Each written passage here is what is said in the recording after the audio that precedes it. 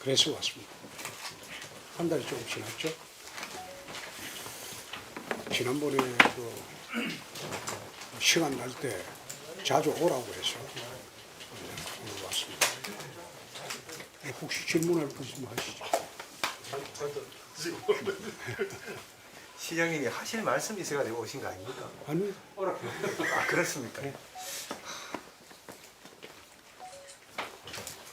통합신공항법 같은 경우는 지금 거의 다 장애물이 제거가 됐죠.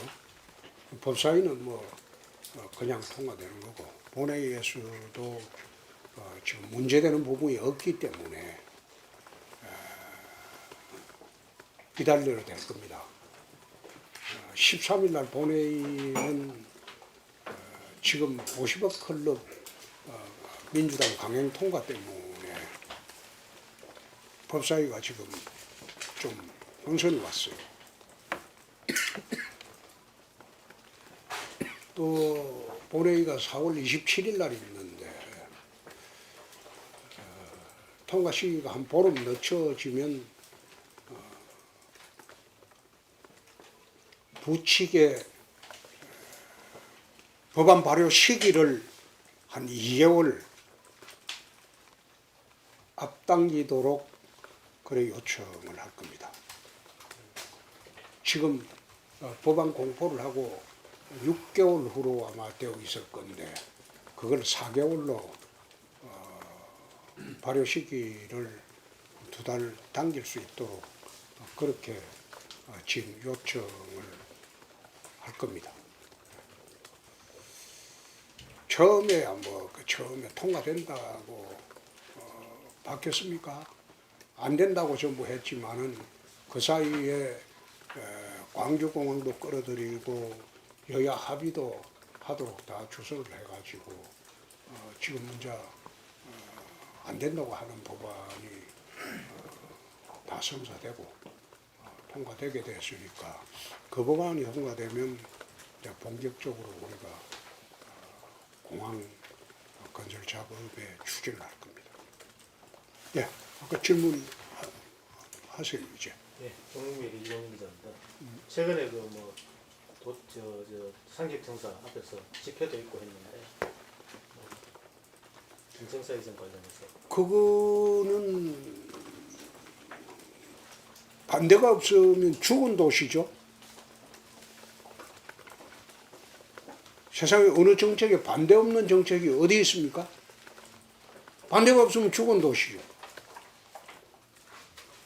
근데 시간이 지나면 달라질 겁니다.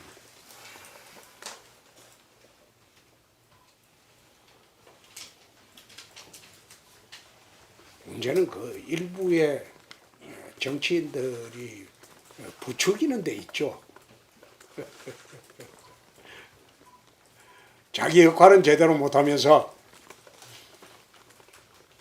주민들한테 부추기는 그 문제에 귀착이 되죠. 그렇지만은 도청 후적지에 대한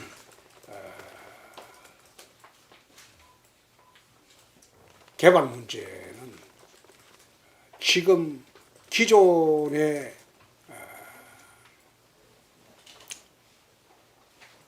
근대미술관보다 더 좋은 시설들이 대구시 전체를 위해서 들어올 겁니다. 곧 발표할 겁니다. 근대미술관은 대통령 공약 사항인데 지금 당장 신청사 이전 문제가 재정 문제 때문에 난관에 봉착하겠습니다.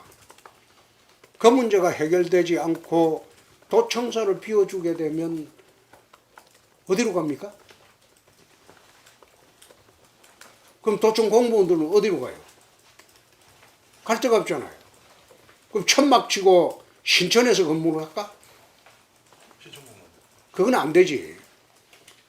그러니까 신청사 문제가 재정 문제가 정리가 돼야지 이전에 구체적인 로드맵이 나올 거고, 그럼 신청사 비워주는 절차를 취하고 해야 되는데 당장 대통령 임기 중에 우리가 문화예술 그런 시설을 유치를 해야 되는데 신청사표는 그건 할 수가 없어요.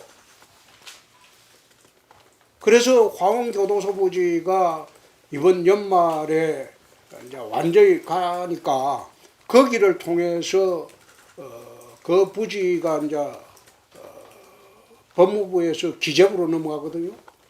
그럼 기재부에서 문화부로 넘어가게 되면 문화부에서 그게 바로 착공을 할 수 있어요. 준비를 해서. 그러면 이 도청사 부지는 문화부가 내놔야 돼요. 지금 문화부 부지로 돼 있어요.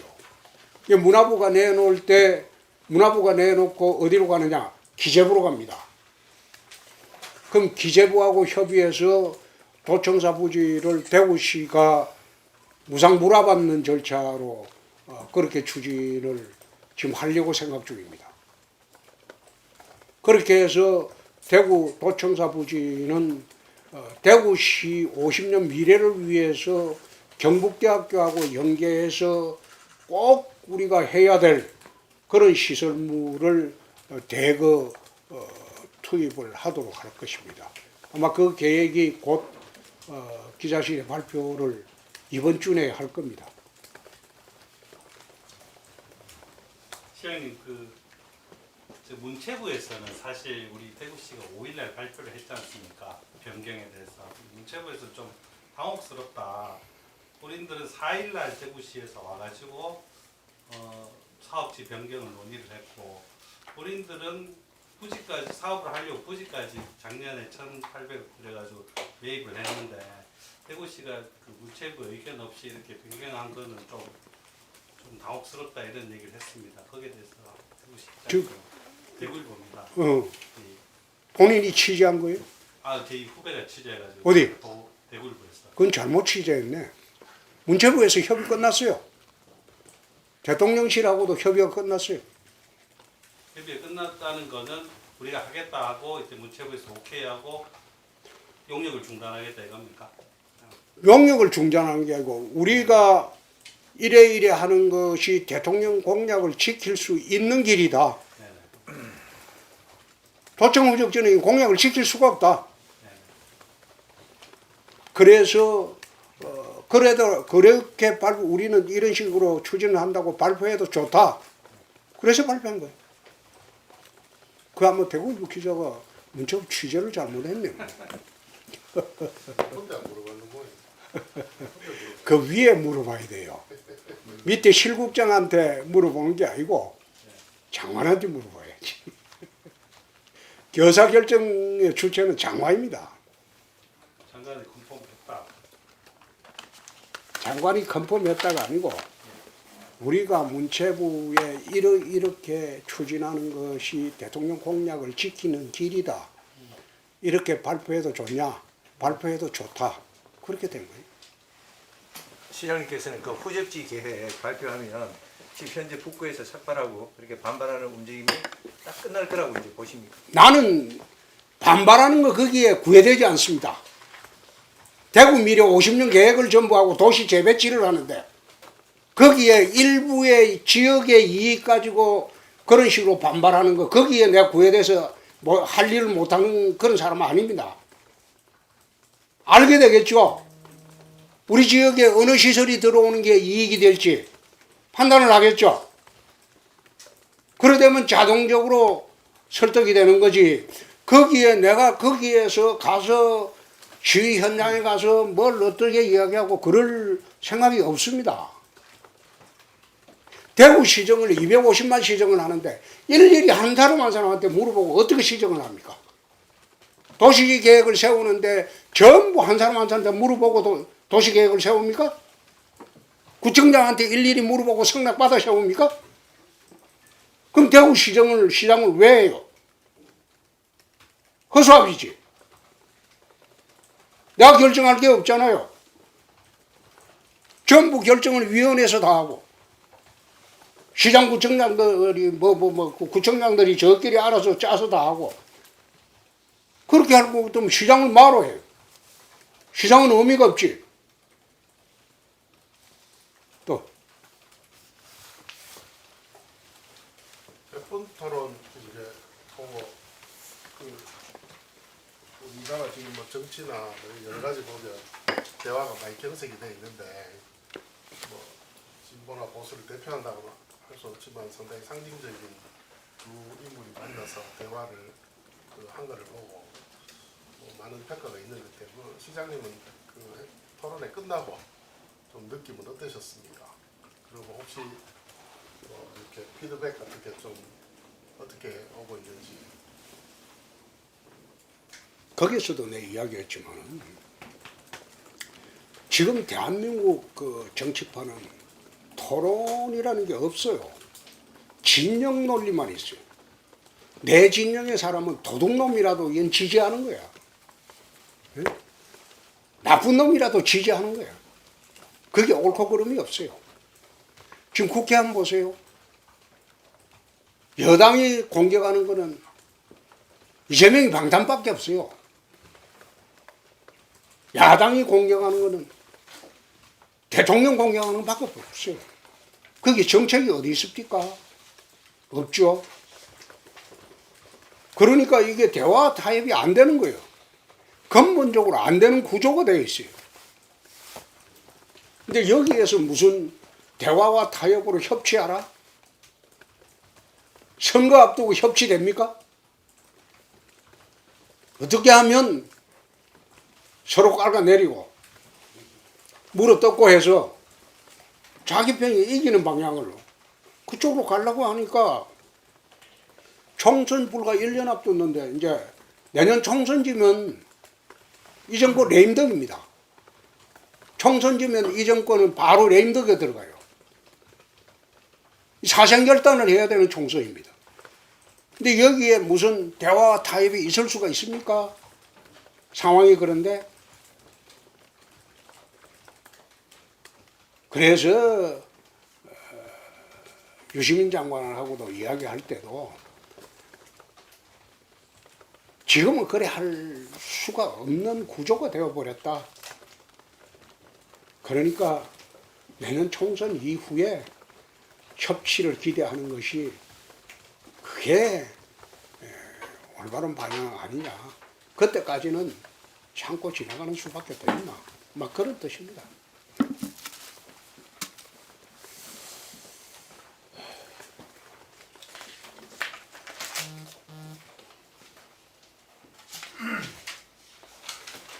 또 다음 좀 알선군에서 보면 좀 이제 가창력 그때 말씀하셨던 그 수성구 편입 관련해서 좀 그 부정적인 의견들도 좀 나오는 것 같은데. 거기서 긍정적 의견 나오겠어요? 그래서 시장님 생각은 그 앞으로 계속 그 부분을 이제 가창력을 이제 수성구 편입하는 것을 계속 그럼 추진을 하시는 거예요? 시민 여론들이 거의 60-70% 찬성 아닙니까?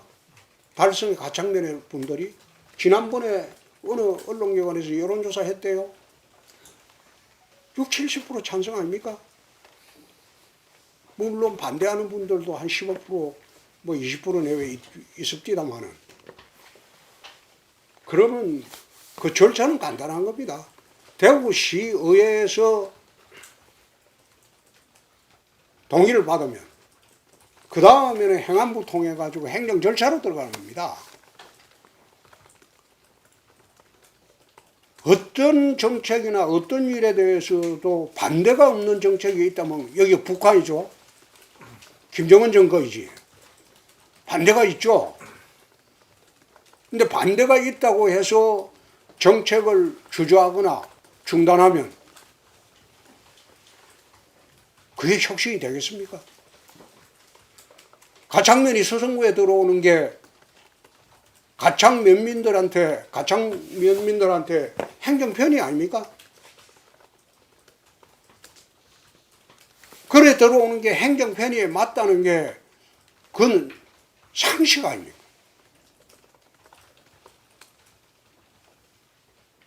거기에 일부 반대가 한다고 해서 주저하고 눈치 본 게 10년이 넘었죠? 그렇지 않습니까? 또 그거는 정해진 행정 절차대로 처리하면 됩니다. 선생님 그 상수도 본부 지난번에 그 사망 사고 난 거와 관련해 가지고 현재 그 전임 본부장이 이 조사를 받고 그 변호사 선임해 가지고 대응을 하고 있다고 들었습니다. 그 지금 상수도 본부 같은 경우는 어떻게 보면 실국장의 입장인데 중대재해법상 주체로 이렇게 하는 게 좀 공직사회에서는 앞으로 누가 상수도 본부장을 가겠나라는 이런 얘기까지 나오는데 혹시 거기에 대한 대안이나 대응 방법?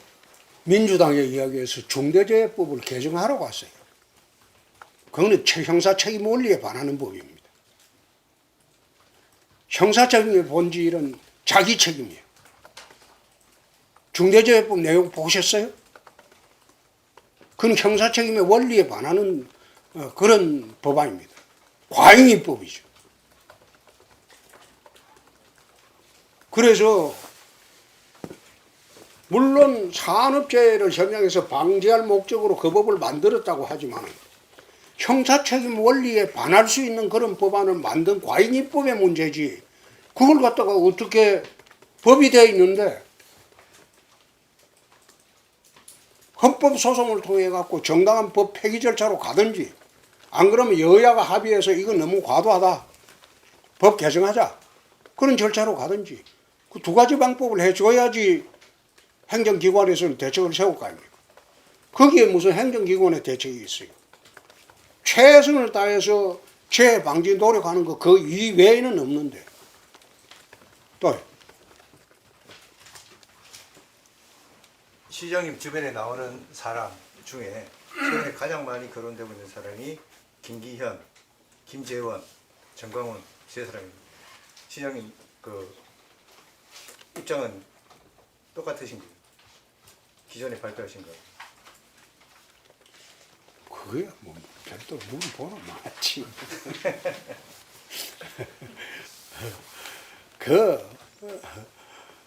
내가 어느 목회자라는 사람 나한테 쌍욕을 해야 되면서 그래 대들길래 나는 내보다 나이가 많은 줄 알았어. 머리가 허연 씌어가지고 그뭐 내 2살 적더라고. 그래서 내가 참 입에 욕은 못하겠고 참 이런 사람이 설치는 세상이 돼서 되겠나. 또 그 빌부터 가지고 최고위원이나 당 간부 하려고 설치는 사람들이 당을 운영해서 되겠나. 막 그런 뜻입니다.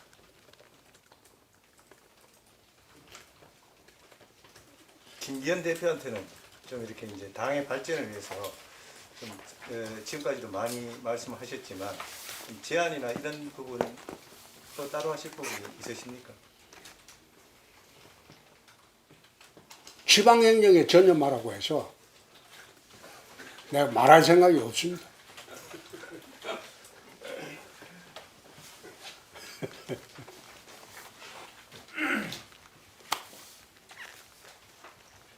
방향을 잘못 잡았지.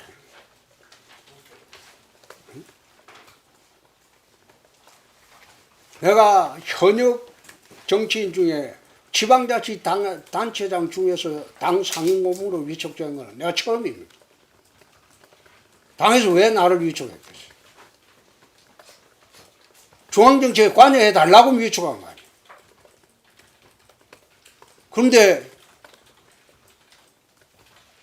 방향을 잘못 잡았지. 니는 막 대구시정에만 전념해라. 황당한 말이지. 그러면 상고문을 해촉을 하고 대구시정에만 전념하고 뭐 그런 절차를 거치든지 그렇지 않습니까? 관여해달라고 해놓고 관여하지 마라 그러면 그거는 방향이 잘못된 것이죠. 또 네, 이건 좀 경제적인 건데요. 그 대구가 최근에 이제 내일이죠. 내일 이제 우리 모터 모빌리티 관련해서 특화단지 신청을 하거든요. 하는데 뭐 이것도 좋긴 한데 지금 시장님이 강력하게 추진하시는 모빌리티 산업이 국가 첨단 전략 산업은 아직 안 들어가 있는 것 같더라고요. 그래서 그 안에 들어가면 이번에 용인에 지정된 거 보니까 중소기업 같은 경우에 한 25% 세액 공제를 해주더라고요. 그래서 우리 시장님 처음 그 기자회견 하셨던 일성이 산업 대한민국 산업재 배치 그러면 이제 지방에도 그 똑같은 기회를 줘야 되지 않습니까, 그죠? 그게 보험도 그런 문제인데 그게 우리 이제 못하요 것도 나중에 못하면 하는 게 아니고 모빌리티를 좀 첨단 전략 산업으로 지정을 좀 받으면 좋을 것 같은데 그 부분이 좀 꼭 그거라기보다 지금 정부에서 문제를 제기해 가지고 추진하고 있는 게 기회발전 특구라는 게 있습니다. 그거 지정되면 총체적인 그런 혜택이 오게 되어 있습니다. 첨단 전략 그걸 기회발전 특구를 아직 법이 제정이 안 됐지. 그래서 기회발전 특구를 대구시가 지금 추진을 하고 있습니다. 정부와 협의해서. 그 원희룡 장관이 그때 대통령 취임 전인가 우리 대구 와서 한번 이야기한 게 그 과거 이제 문정부 시절에 어떤 공모 사업을 가지고 줄 세우기를 많이 했습니다. 예를 들면 요번에 뭐 한두 개 지정해주고 다음에 또 지정해주고 이런 식으로 해서 사실상 줄 세우기를 많이 했고 그래서 그거를 가지고 보면 디바이드 룰이다 이거는 지방을 이제 그랬는데 이제 원희룡 장관은 그 당시에 뭐라고 이야기했냐면 아니 지방에서 원하면 1번에서 10번까지 이렇게 우선순위를 정해서 1, 2, 3번을 가장 중요하게 하고 싶다 하는 건 해주겠다 이렇게 이야기를 하셨어요. 그건 전 좋은 정책이라고 보고 이번에 국가산단 지정할 때도 15개를 같이 지정해 줬거든요. 기회는 주고 대신 그것들이 투자 유치를 못하면 나중에 국가산단 지정이 안 되는 거니까 기회는 공평하게 주고 웬만하면 지자체가 하고 싶어 하는 거는 해주는 쪽으로 가겠다. 이거는 저는 지금 정권이 잘하는 거라고 보거든요. 그런 차원에서 우리가 이제 앞으로 이런 쪽에 첨단 전략이나 기회발전 특구나 이런 것도 보면 또 너무 한두 군데만 또 주면 탈락하는 지자체가 있고 이러기 때문에 그런 부분도 좀 지방 소멸이나 이런 수도권 집중을 해결하는 차원에서 좀 기회를 좀 많이 주는 쪽으로 건의를 좀 하셨으면 좋겠다는 생각이 있습니다. 그건 지금 그래 하고 있죠. 원래 한 정권에서 국가산업단지는 3개 정도가 가장 적정합니다. 늘 역대 정권에서 국가산업단지가 3개가 넘어가면 LH가 그걸 수용을 할 수 없어요. 그게 LH가 감당이 안 돼요. 그런데 이번에 15개 지정해놓고 지정은 해주되 사업 수행 능력은 지방자치단체한테 맡기는 겁니다. 그런데 가장 인기 있는 사업 성공 확률이 높은 데가 대구입니다. 그래서 원래는 안동댐 맑은물 하이웨이도 있고 나는 그걸 수자원공사에 의뢰를 해가지고 추진을 하려고 했는데 LH가 자기들이 하겠다고 거꾸 주장하는 바람에 우리 이국가산단 말씀이십니까? 그렇습니다. 그래서 LH 쪽으로 방향을 돌리고 LH한테 정작 대구시가 중요한 것은 신공항 사업이다. 거기에 LH가 들어와야 되는데 들어올 수 있겠냐? 그것도 들어오겠다고 했어요. LH가 과거에는 예, 그래서 제2국가산단은 LH하고 대구 도시공사가 40%, LH가 60% 그렇게 해서 컨소시엄 맺어가지고 추진을 할 겁니다. 그 특별법 이제 진전이 되면 이제 사업자 선정이 다음 단계 아닙니까? 13번째인가 그죠? 그것도 이제 납득하십니까 그러면? 방금 말씀 질문 자체가 기분 나쁜 질문이다. 자, 딴 사람 왜냐하면 저희들이 옛날에 됐습니다. 옛날에 물어보니까 됐습니다. 그거 안 하면 신공하지 말라는 소리야. 사업자 지정이 안 되면 이 사업은 안 되는 거예요. 아니 요번에 이제 국비 보조 조항이 들어갔기 때문에 LH가 보증이 됐기 때문에 LH가 들어오려고 하는 것 아닙니까? 예? 그게 국비 그 지원에 국가 보증이 안 돼 있으면 LH 안 들어와요. 10몇 조 이상 손해를 볼 수 있는 사업인데 어떻게 들어와요? 그래서 특별법을 밀어붙였고, 특별법이 되니까 사업성이 이제 국가가 보증하는 사업이 돼버렸으니까 들어오려고 하죠. 또 시장 군부대 이전 관련해서 지금 국방부 협의는 어느 정도 진행되고 계속하고 있습니다. 어느 정도 수준까지 지금 진행이 된 상태입니까? 그건 군사 비밀이라. 장관이 그때 대구에 한번 내려오시는 타이밍을 본다 그러셨지 않습니까? 해모욕을 먹고. 합의가 돼야 내려오죠.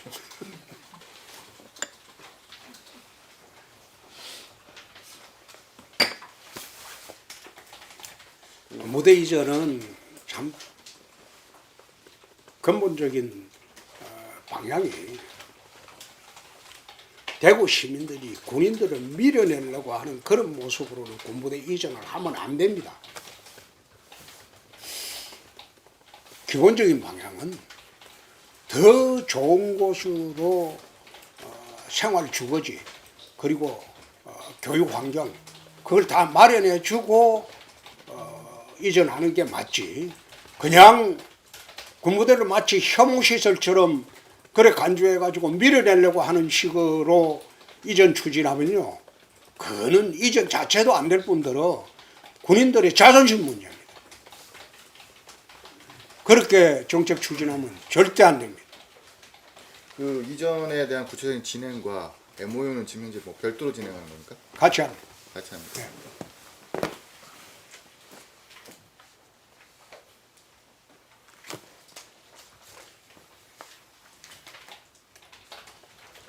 시장님 부산 다녀오신 얘기 좀 해줄 수 없습니까? 중앙지방 협력 회의도 있었고 자치조직법 문제도 근데 거기 가서 나는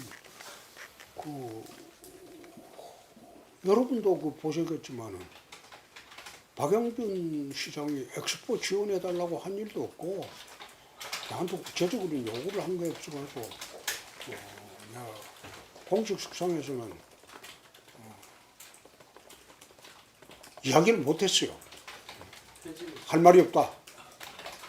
근데 박영준 시장이 요청하면 그대로 해주겠다. 뭐 그 이야기하고 말았어요. 그 뒷자리에서는 뭐 자치조직법 문제 이런 얘기는 좀 하는 거 없습니까? 자치조직 문제. 아, 그거는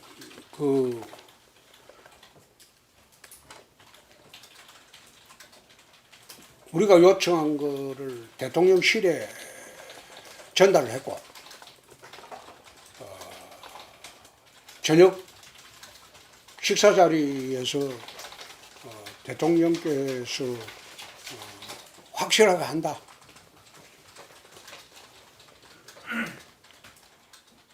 그래서 이관섭 수석이 그날 같이 있었기 때문에 이관섭 수석한테 현장에서 대구 시장님 요청하는 대로 정리하라고 지시를 했습니다. 그 정무수석에서 국정수석으로 바뀌었죠, 그게? 혹시 들었습니까?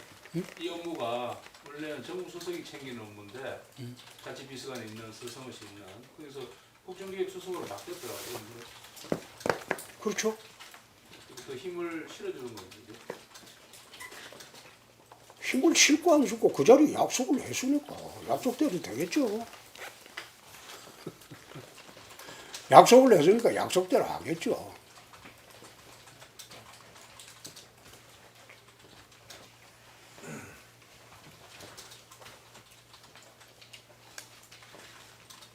그렇게 되면 지방자치단체가 광역단체 기준으로서 굉장히 조직 운영에 신축성이 생겨요. 실국을 몇 개를 하든 간에 그건 중앙통제를 안 받으니까. 기준 인건비 범위 내에서는 조직을 어떻게 만들더라도 지방자치단체의 재량으로 할 수 있으니까. 그러면 지방자치단체가 탄력성 있는 대응이 가능한 거죠.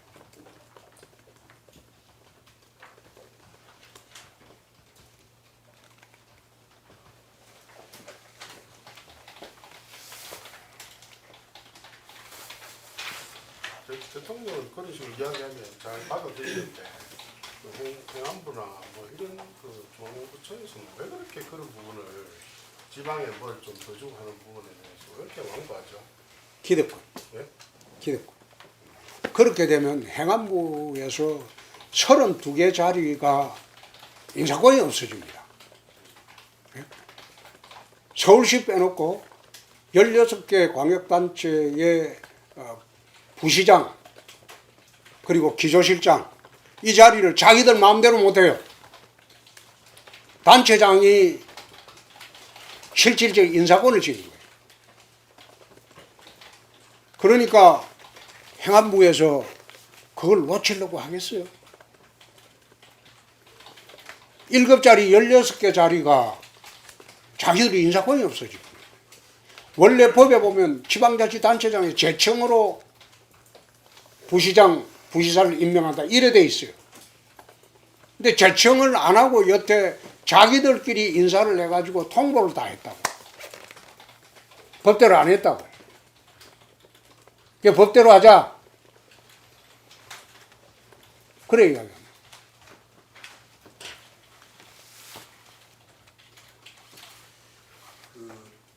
제1모직 부적지 옛날에 이제 제1모직 부적지를 중인산업적으로 바꿔주고 난 다음에 삼성에서 그걸 이제 업무타운으로 만들고 이런 거 옛날에 과거에 약속했던 게 있었거든요. 이게 이제 10년 전에 어디에? 제1모직 부지. 예. 네, 그게 계속 이제 됐었는데 이게 사실 삼성에서 약속대로 하지 않고 계속 한 10년 단위로 이렇게 지금 보면 약속대로 이제 타운이 안 들었었거든요. 그냥 이제 보면 뭐 식당 같은 것들, 레스토랑 이런 것들만 있는데 삼성이 약속을 지키지 않는 것 같은데 그 부분에 대해서 이제 그 지역을 원래 약속대로 하라고 이렇게 요구할 의향이 좀 있으신지 아니면 그 문제 내용을 좀 알고 계신지 좀 궁금합니다.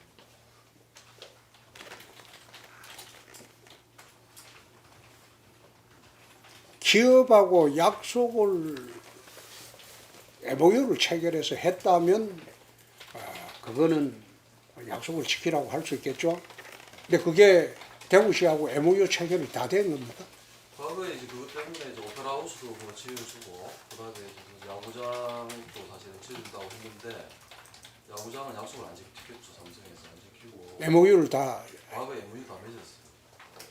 대구시장하고 문희갑 시장 계실 예? 때 문희갑 시장 계실 때 했었는데 문희갑 시장 있을 때 오페라 하우스는 지어줬는데 그 오페라하우스하고 야구장 건립 그다음에 그 조건으로 그 지역에 있는 거를 그 도시로 업무타운 아니 내 이야기는 삼성 쪽에서 삼성 사장이 내려와서 대구시장하고 공식적으로 MOU 체결하고 다 했느냐 이 말이야. 옛날에 했었습니다. 영어 했었어요. 난 처음 듣는 이야기. 좀 오래돼가지고 아니 처음 듣는 이야기. 근데 그걸 그럼 여태 왜 대구시에서는 말 안 하고 있다가 뭐 20년도 훨씬 지나 지금 내 때 와서 이야기하는 거야. 시장님 힘이 있으니까. 그러니까 에이 그건 아니야. 과거에도 이런 문제가 한 번씩 거론을 됐었는데 이게 이제 10년 단위로 이제 이게 그거는 계획이 바뀌는 그 부지의 문제가 아니고 삼성의 신수종 사업을 대구 쪽으로 어떤 식으로 유치하느냐 그 문제로 봐야지 단지 그 부지 개발하는 거 거기에 한정해서 보면 옳지 않다. 삼성의 신수종 사업을 대구에 어떤 식으로 유치를 해서 삼성이 돌아오게 만드느냐 그런 측면에서 봐야지 옛날에 이거 뭐 너가 일방적으로 약속했는데 지켜라 이런 식으로 압박해서는 돌아오지 않는다. 그 정도 합시다. 그 삼성이 세계 최고 가는 회사입니다. 세계 최고 가는 회사답게 대접을 해줘야죠.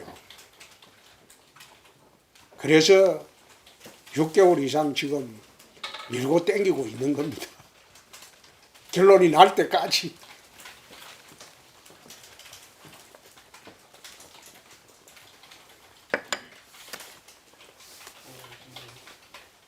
선생님 지난번에 산단 발표할 그 협의하고 할 때 뭐 유력 기업들 뭐 접촉하고 있다고 그때 말씀을 몇 번 주셨었는데요.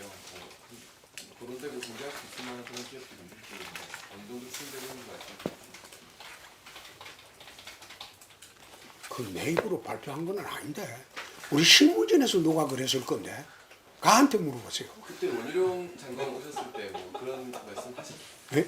원희룡 장관. 내가 그랬어요? 네네. 아, 내가 실무진한테 듣고 한 소리 같은데 내가 직접 컨택한 건 없어요.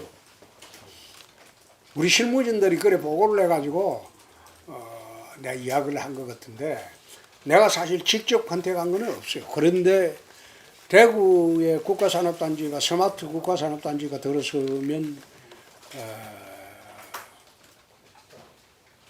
공항이 곧 생기기 때문에 아마 기업들이 다퉈서 올 거예요.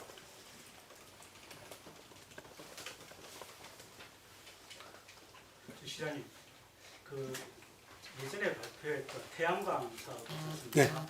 그게 진행이 어떻게 되고 있는지 좀 설명 좀. 그게 이제 설화중 문제가 강화됐어요. 응?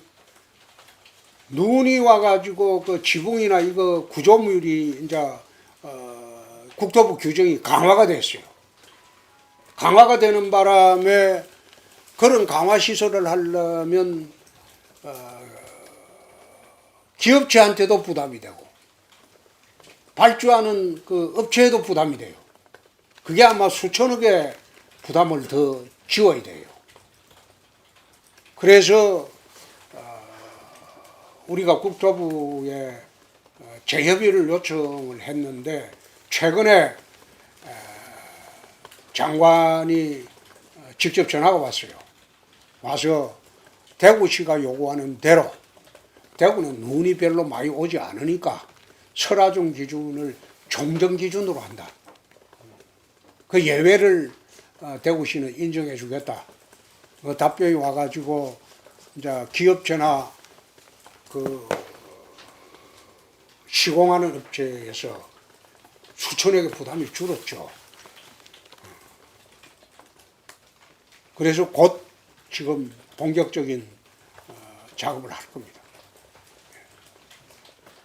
오늘 그 박근혜 전 대통령이 동아산 그거는 정치인이 아니기 때문에 내가 답변하지 않습니다. 예. 아니면 그 지금 뭐 영남권이 됐습니다. 예. 그건 답변하지 않습니다.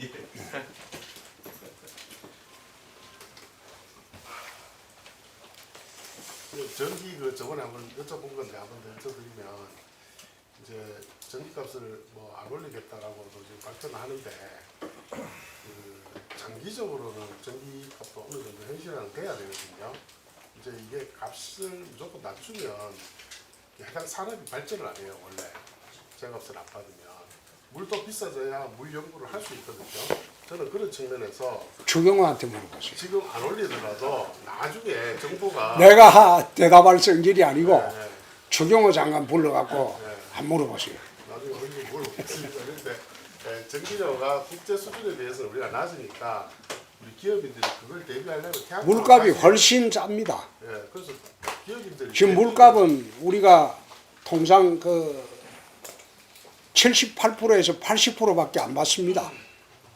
원수 가격에 원수를 수돗물 가격 그 생산 원가의 78%에서 80%밖에 수돗물 가격을 책정 안 하고 있어요. 나머지 20%는 세금입니다. 그렇게 하는 가장 큰 이유가 사회복지입니다. 전 국민이 너무 많이 사용하고 있기 때문에 사회복지 차원에서 그 물값을 갖다가 생산 원가도 원가대로 안 받는 거예요. 근데 나중에 전기세도 그런 측면에서 바라봐야 돼요. 그냥 나중에 전기값이 오를 때를 대비해서 그건 추경호한테 물어보라니까. 태양광 나는 원론만 이야기만 합니다. 제가 드리는 질문은 뭐냐면 기업들도 태양광이나 이런 것들을 적극적으로 준비해야 될 필요가 있지 않을까 해서 그걸 여쭤보거든요. 지금 그래서 하고 있잖아요. 부장님 어제 라디오 인터뷰 중간에 이제 전화를 갑자기 끊으셔가지고 좀 논란이 좀 됐는데. 아니요. 그 논란이 있을 것도 없어요. 질문은 못되게 하면 계속 이래 밝기 시작하면 설화에 휩쓸릴 위험이 있어요. 예? 살살 약 올리고. 그래 질문을 하는 사람이 있어요. 근데 그 질문을 받다가 보면 설화에 휩쓸릴 위험이 있기 때문에 그 설화 방지 차원에서 그냥 끊는다 하고 끊었잖아요. 그거 잘못 생각하는 게 인터뷰하는 사람이 막 인터뷰 당하는 사람한테 장난치고 놀리고 그런 식으로 장난치고 놀리고 지 원하는 대답 안 나오면 나올 때까지 그런 식으로 질문하는 거 그거 아주 못된 버릇이야. 입장을 바꿔놓고 생각해 보라고. 그렇게 하면 안 되죠? 그거는 인터뷰가 아니고 신문이야. 어? 검사나 경찰이 그냥 사람 데려다 놓고 신문하는 거야. 그게 인터뷰가 아니죠. 그런데 거기에 무슨 인터뷰가 그 신문할 권리가 어디 있어요? 그거 하는 사람이 잘못 생각하고 있는 거지. 무슨 인터뷰하는 사람이 뭐 검사나 경찰처럼 말이야. 수사하는 것도 아니고.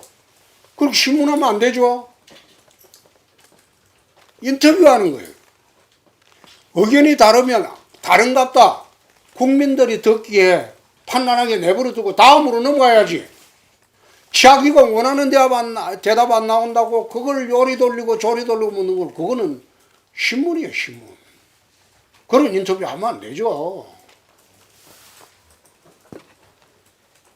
자기 생각을 이야기했는데 자기하고 또 반대되는 이야기를 하면 추가로 한 번 더 물어보고 똑같이 이야기하면 그 다음 판단은 국민들한테 맡겨야지.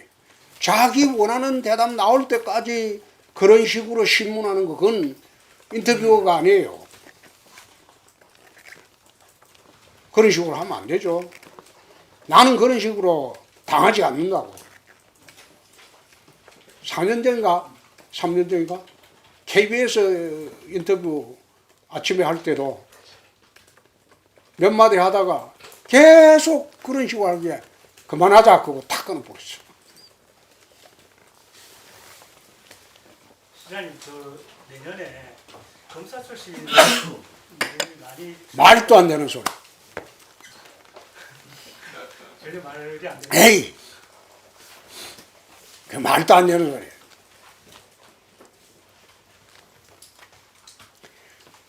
실현 가능성이 없다는 이야기입니까? 아니면 현실 가능성이 없어요. 현실 가능성이 그러면 총선에 망할 판인데 뭘 지금도 검사 정권이라고 지금 공격을 받아가지고 있는데 거기다가 검사들이 대거 나오면 그 선거 되겠어요? 전국적으로 망하지.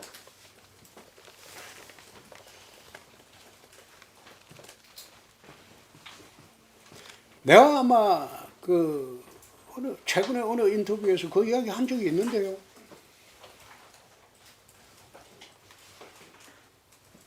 나도 검사 출신이지만 나는 검사도 그만두고 30년이 넘었어요. 30년. 근데 검사장까지 거치고 국회의원하러 들어온 거 적절하지 못하다. 검사는 선악을 가리는 직업입니다. 정치판은 선악이 공존해요. 제가 정치판에 들어와서 검사 티를 벗는데 8년 걸렸어, 8년. 재선할 때까지는 이거는 국회의원 정치인이 아니고 거의 검사 스타일로 했어요. 그래서 DJ 저격수라는 소리도 들었고 노무현 저격수라는 소리도 들었어요. 근데 삼선되고 난 뒤부터는 정치는 이런 게 아니라는 거 느낀 게 8년 걸렸어요. 그래서 검사들이 그냥 평검사하고 뭐 부장검사하고 이까지는 모르지만 검사장까지 하면 정치판 들어오면 안 돼요. 지난번에 내가 한번 그랬죠. 지금 대통령이 정치판에 들어오고 싶어 들어왔나? 엄격결에 들어오지 않았냐? 떠밀려 들어오지 않았냐? 그래서 대통령까지 안 되어 버렸냐? 처음에 대통령 들어올 때는 자기가 원해서 들어온 것도 아니라고. 그 당시 한국의 정치 상황이었어요. 그래서 검사들이 대거 들어온다? 지금 검사들이 뭐 어디 가 있고 어디 가 있고 가 있는 거 그것도 내 적절하지 않다 그랬어요.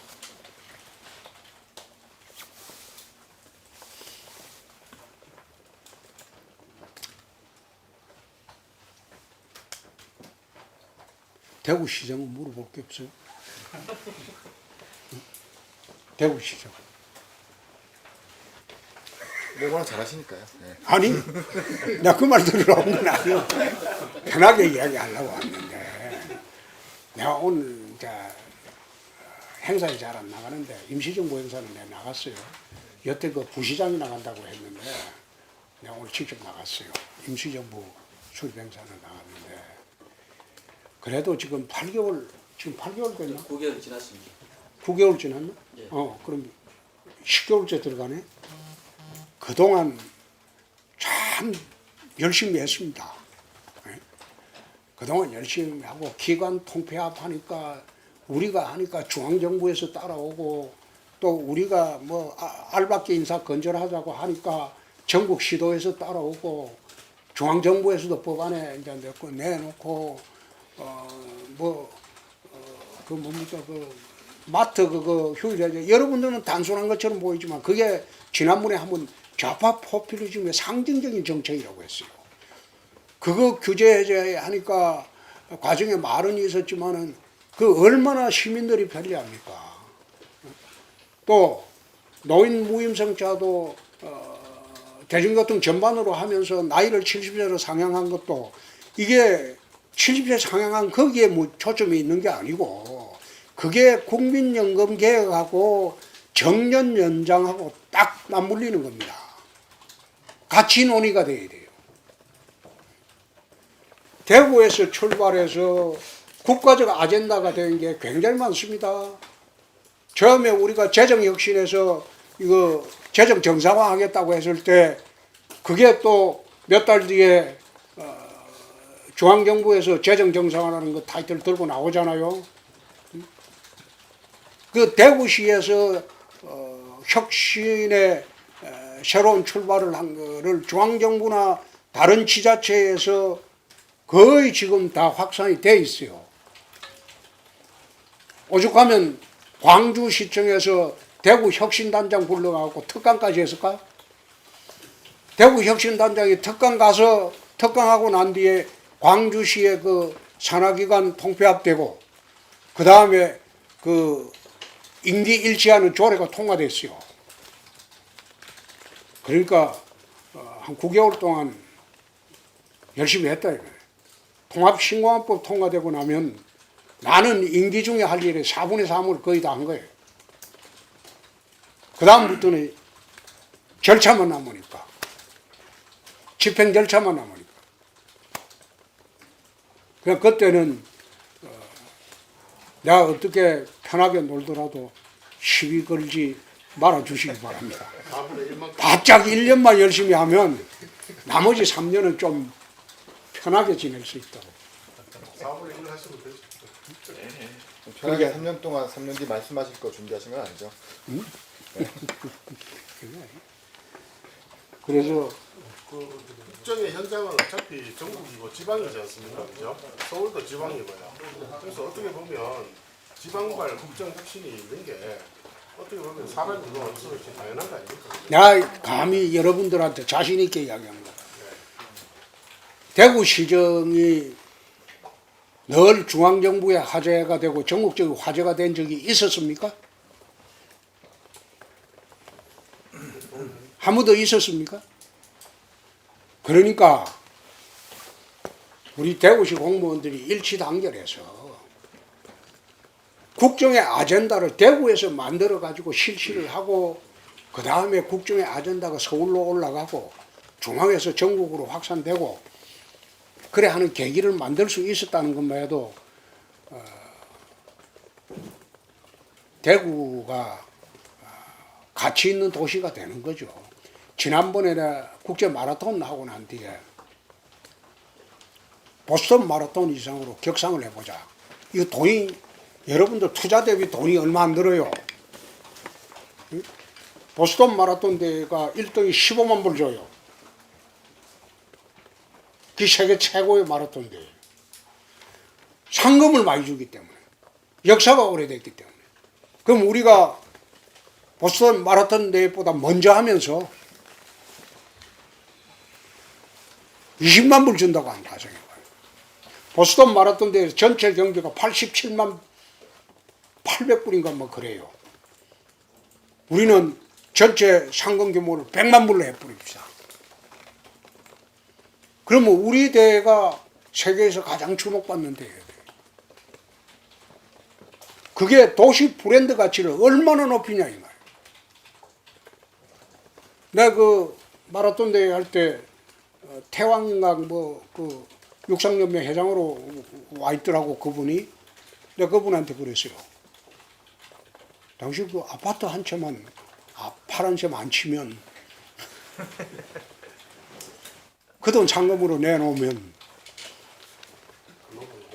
벌써 100만 불 그거는 별것도 아니지 않느냐. 저 범무동 아파트 한 채 안 파란 거 셈치면 되지 않느냐. 적극 동의하더라고. 내놓겠다고. 그게 이제 상금은 전부 기업 협찬입니다. 기업 협찬이 이래 받아가지고 기업이 대구 도시 브랜드를 높이는 거예요. 아프리카 선수 중에서 마라톤 해가고 1등 상금 받으면 평생 부자가 돼버려요. 그분들은 아프리카로 가면. 그런데 4만 불 주던 걸 20만 불로 올린다고 가정합시다. 그럼 세계 최고의 마라토너들이 전부 아프리카에 있는데 그 아프리카 분들이 보스턴 마라톤 대회 안 가고 한국으로 올 거예요. 대구 마라톤. 그만큼 세계적인 주목도가 높아지고 그게 돈 얼마 안 들이고 도시 브랜드 가치를 그만이 올릴 수 있는 계기가 되는 게 국제 마라톤 대회라고. 근데 그걸 원래 5월달 축제 때 한번 해보려고 하니까 그거 안 된답니다.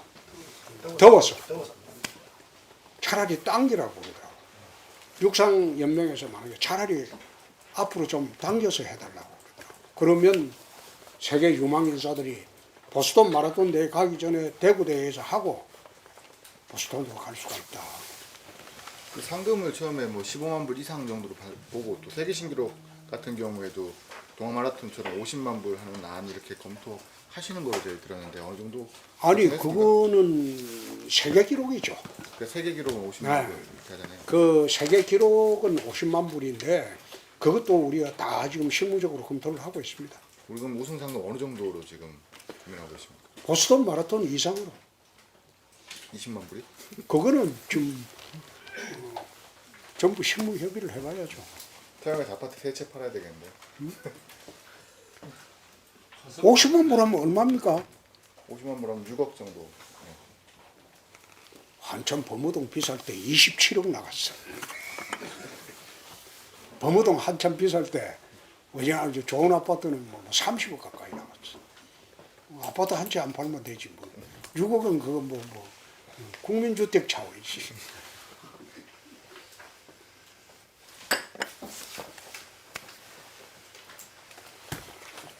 선생님, 저 미국 CIA가 그 용산 대통령실 도청했다라는 뉴스 나오면서 계속 논란이 되고 있는데 그 부분에 대해서 선생님 어떻게 생각하시는지 말씀해 주시면.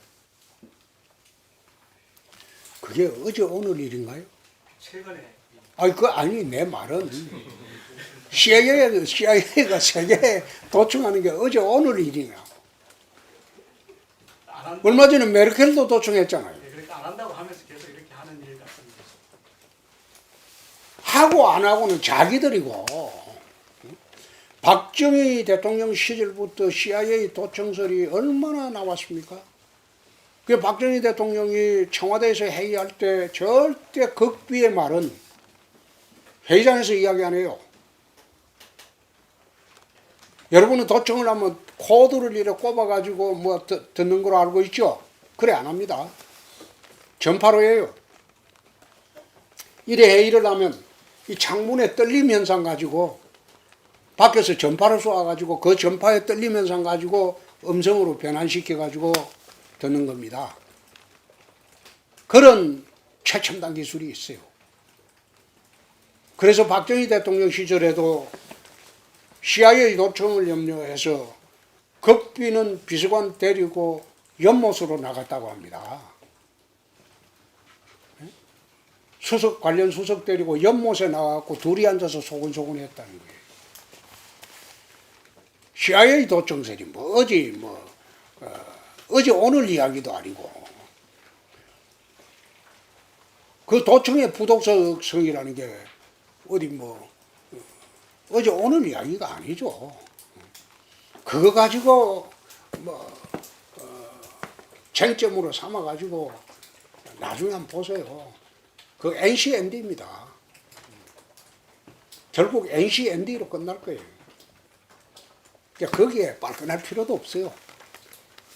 우리가 당당하면 되잖아요. 그렇죠? 우리가 당당하면 되잖아요. 실은 어머니가 두바이 출장 예정돼 있으신데 어떤 걸 좀 두바이 출장은 공항 후적지를 어떻게 만들 것이냐 그거 보러 가는 겁니다. 거기에 두바이 가서 두바이 관료들 만나가지고 한다 이런 거 없어요. 두바이의 전체를 돌아보고 내가 갔다 온 지가 10년이 넘었기 때문에 공항 후적지를 어떻게 만들면 두바이처럼 많은 사람이 즐길 수 있는 그런 시설로 만드느냐 그거 보러 가는 거예요. 싱가포르도 마찬가지예요. 싱가포르 가면 마리나베이라고 있어요. 그게 어떤 식으로 만들어 가지고 싱가포르 그 마리나베이 보면 밤 되면 싱가포르 사람들이 거의 절반이라고 할 정도로 마리나베이로 쏟아져 나옵니다. 그 양쪽으로. 그 양쪽에 전부 보면 카페, 음식점, 포장마차 비슷한 거 쫙 보여가지고 거기에서 공연도 하고 그게 밤문화가 이루어지고 있어요. 그래서 싱가포르나 이번에 가는 것은 그 사람들하고 창의공항이 또 커피 타임이 없는 공항이에요. 24시간 공항이에요. 대주공항도 우리가 하는 목표는 커피 타임이 없는 공항으로 만든다고 해요. 그래야지 인천공항은 밤 11시부터 새벽 5시까지 이거는 비행기 이착륙이 안 돼요. 안 해요. 근데 세계에서 한국에 들어오고 그 다음에 물류 수송이 들어오고 하는 여객이나 물류가 자기 나라에 맞춰서 들어와야지 한국 사정에 맞춰서 들어와야 되거든. 그러니까 우리가 그 통합신공항 만드는 가장 큰 목표가 커피 타임이 없는 그렇게 입국 제한이 없는 근데 전투기만 좀 다르겠죠. 소음이라는 거는 전투기입니다. 일반 비행기는 그리 큰 소음이 없어요. 소음 피해는 전투기입니다. 그래서 가능하면 우리가 할 때는 민간공항에는 24시간 풀 운영할 수 있는 그 체제로 지금 우리가 짜고 있습니다. 근데 그걸 전부 창의공항은 어떻게 하는지 싱가포르 창의공항에 커피 타임이 없어요. 두바이가 커피 타임이 없어요. 그러니까 두바이 올 때는 자기 나라 기준으로 오는 거지 착륙 기준으로는 안 옵니다. 우리나라는 착륙 기준으로 와야 되거든. 그러니까 그런 걸 전부 운용하는 거 그거 보러 가는 거지 거기에 무슨 관료 만나가지고 무슨 행사하고 그런 거는 일치 안 합니다. 근데 섬유산업 때문에 앞으로 밀라노하고 프랑스를 한번 가봐야 돼요. 그것도 주제가 섬유산업이야. 섬유 패션을 어떻게 하면 대구의 섬유 산업을 한번 부흥시킬 것이냐. 이게 이제 세계 패션의 중심이 밀라노하고 프랑스입니다. 그래서 밖으로 나가는 건 나는 별로 좋아하지 않습니다. 우선 비행기 타기가 힘들어서 옛날부터 난 잘 안 나가요. 근데 꼭 가야 될 곳은 갔다 와야 될 곳은 실제로 우리가 말로 듣는 거하고 책으로 보는 거하고 현장에서 보는 거하고는 또 틀려요. 감흥이. 그래서 프랑스하고 밀라노도 한번 섬유와 패션 때문에 한번 가야 돼요. 하반기에 뭐 한번 가야 돼요. 또 북유럽을 한번 가볼 필요가 있는 거는 복지제도 때문입니다.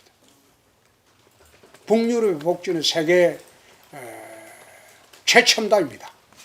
세계 최고입니다. 근데 북유럽은 보면 복지제도가 세계 최고인 반면에 세금은 한 53% 내야죠. 자기 소득의 한 53% 세금을 내죠. 절반 이상을. 대신 살림은 국가가 살아주지. 애도 국가가 키워. 그래서 복지제도를 한번 견학을 하려면 북유럽 3국을 한번 실제로 책에서 보는 게 아니고 한번 갔다 오는 것도 한 방법입니다. 지금 그 밑에 보좌진 좀 부족하다고 느끼진 않으십니까? 예를 들어 복지 연구라든가 이런 거 하려면 또 공부하는 사람들 많아야 되는데. 나는 그렇게 생각하는데 복지국장이 있지 않습니까? 복지국장이 있고 우리 실국장들 유능합니다. 지시하면 아주 매끄럽게 잘 만들어 봐요. 우리 뭐 관련 국장들 다 있는데 뭐. 그냥 첫 기자간담회부터 지금까지 6번 하셨는데 보면 대구시 공무원에 대한 평가는 계속 상향이거든요. 만족하시는 건가요? 그렇죠. 요즘 우리 공무원들이 서울 가도 대접받습니다. 공무원들한테 한번 물어보세요. 서울 출장 가도 대접받습니다. 옛날에는 출장 가면 중앙부처 공무원들이 지방부처 올라오는 사람들 뭐 상대를 안 했죠. 근데 지금은 좀 달라졌어요. 대접받습니다.